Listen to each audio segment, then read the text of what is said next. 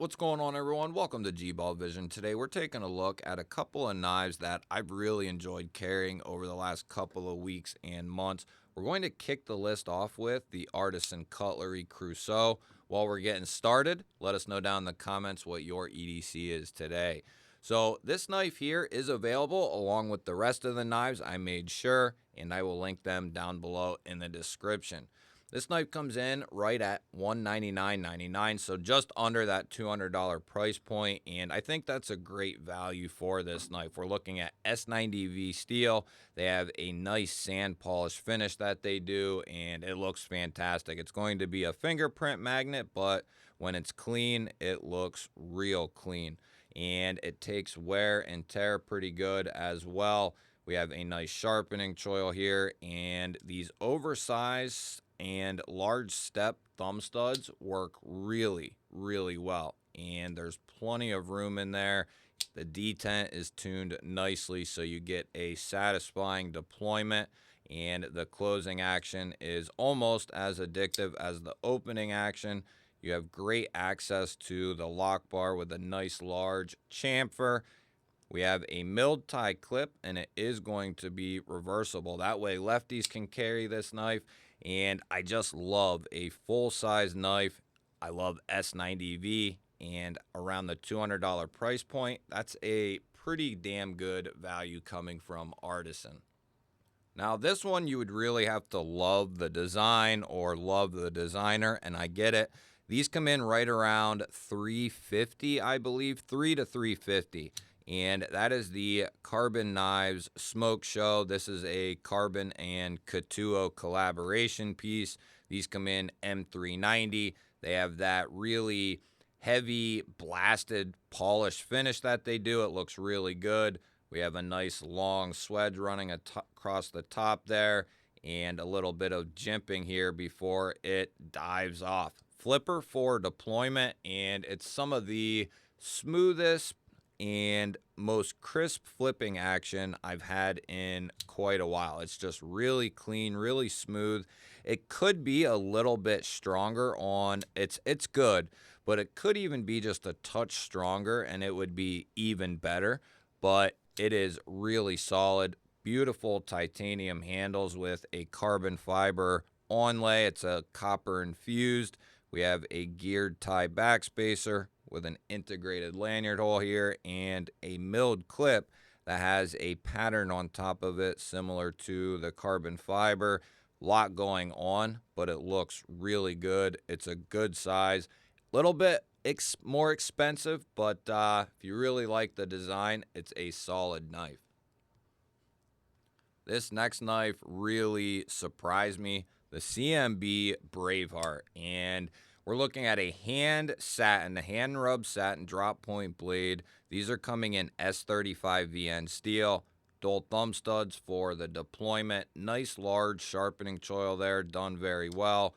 We're looking at a crossbar lock, which if you're familiar with CMB, they've done the Predator and a few other crossbar locks that are really solid. This is going to be the same way, if not even better.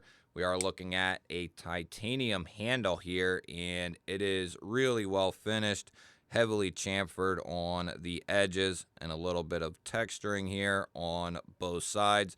We are looking at a milled titanium clip, and we have a titanium backspacer.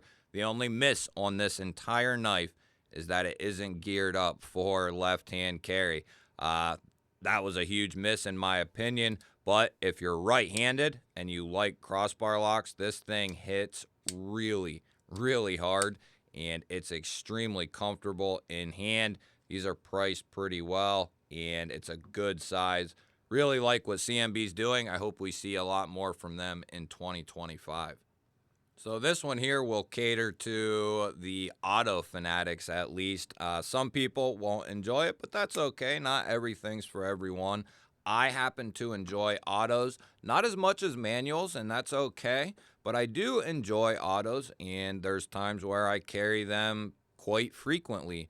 And in the case of the Kershaw Iridium Auto here, this thing is an absolute laser beam. I can't tell you how awesome this knife is, and having this as just kind of a daily user, just on whatever I run into, having this in my pocket, just being able to get it out, hit that button, and just jam it into whatever or whatever I need to do, and then close it back up. It's lightweight. We're looking at USA made all the way through with Magna Cut steel, heavy tumbled finish here on this drop point blade. The Iridium is a proven EDC profile. These come in around 180, I believe, and that's a fantastic price for a USA made knife in these materials. We're looking at aluminum for our handle material and backspacer here.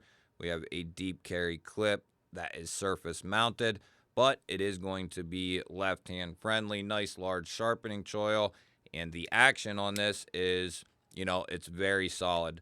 I'm not going to say it's better or worse than anything else, but it's dependable. It kicks out nice, and I have enjoyed this knife a ton. If you like autos and a high value, the Kershaw Iridium is a great platform for it. So those were the main five, but I have a couple of stragglers here that came in very recently, let's say the last couple of weeks, that I'm really excited about or have been really impressive. And this is one I'm really excited about right now. This is the Daily Carry Co. AI Slide version 2. And the difference going to be they now have a I don't know if that's titanium or if that is steel. Irregardless, it is going to be a pocket clip, which the version 1s did not have. We have an aluminum handle here, and we are looking at 14C28N steel on this version, and this has a coated frame, and they also have a raw finish frame as well. But I think that is a huge game changer for this knife right here. The original V1s had no pocket clip, and you had no way of carrying it unless you just dropped it in your pocket or you had a slip for it. You have rare earth magnets in there keeping everything closed, so very easy to manipulate this. And because I'm home often, this is in my hand quite a bit. I usually have some gravity knife with me, whether it's Remet or Daily Carry Co., Riot, whoever it is. But it's been this one for the last couple of weeks. I've been really enjoying it, and I'm glad they put the clip on there. And the price is relatively the same still with the knife, but you're getting some good materials, a little bit different design than what else is out there on the market. And it's a mid-size gravity knife, I would say, but has been fun, and I'm excited to see what the new owner has in store for Daily Carry Co. The next one is going to be a model that's proven, and it's a great EDC knife, but this is a new version. This is the Hugin Ultra from Real Steel, and we're going to be looking at a true DLC finished S35VN drop point blade. We have dual thumb studs for the deployment, a nice sharpening choil there, crossbar lock for our locking mechanism, and then nothing fancy going on with the scales here, but we are looking at textured G10, a nice long G10 backspacer. We have steel liners backing everything up, and then we have a nice deep carry clip that is going to be reversible. This knife is really comfortable, just a great all-around EDC knife, and now that this is coming in with a DLC finish and S35 for under 100, which if you don't know, the original in VG10 still comes in and has always come in at 89. So to get this at 99 is a huge game changer for the knife. Another one that I've been carrying a bunch here very recently is the Katuo Soulstone. This is a crazy knife. Beard of Doom designed it. Katuo are the ones who OEM'd it. We're looking at M390 steel. We are looking at a huge chunk of titanium for the handle and backspacer, along with the pocket clip there. And we have a fully polished PVD finish from the blade onto the handle. This thing is crazy looking, but I love it, and it's okay if you do as well, and it's okay if you don't. There's no reason to be disrespectful about it either which way. But I like this knife. I like Beard of Doom, good dude, and crazy knives and different knives are something I really appreciate, especially when they maintain their functionality. And this definitely does that with that nice straight edge sheep's foot blade. And just in case somebody was salivating for a button plunge lock, the Griffin Pro from Real Steel, this is the thing that's been in my pocket the last couple of days, or at least one of the knives. And I love this knife, guys. Griffin Pro from Real Steel, 60 bucks, 14C28N. This is a Carson design. He did the Megalodon, he did the Evolution.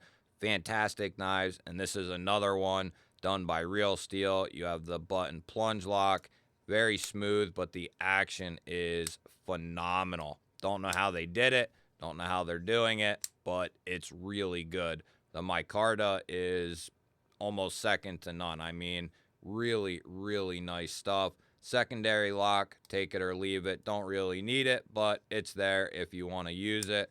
And it could get in the way, not going to say it won't, but definitely could slide up on you, but nothing to slide it back down. The only knock I have on this knife is, I could take or leave the secondary lock, right? Just give us a dependable plunge, which this has, and I'm good. The clip is not mountable for lefties, so if you're righty and you like plunge locks and a full-size knife, they absolutely nailed the plunge lock on this thing. The clip looks aesthetically goofy, but it works really well, and it's easy in and out of the pocket, and surprisingly feels really good in my hand. Just like the Evolution, just like the Megalodon, same exact clip or same similar design, and it just happens to work really good all the way around. You guys will have to let me know what was your favorite knife from today's video. And let me know if you have a favorite recent pickup that you have. Don't forget to hit the thumbs up button. That helps push the video out there to more people. If you're new to the channel here and you enjoy this type of content, you're in the right place. Make sure you subscribe because I release daily videos just like this. I will put up a couple of new videos for you that YouTube is recommending you go check out right now. Have yourself an awesome day. Thank you all again for watching. I will catch you on the next one.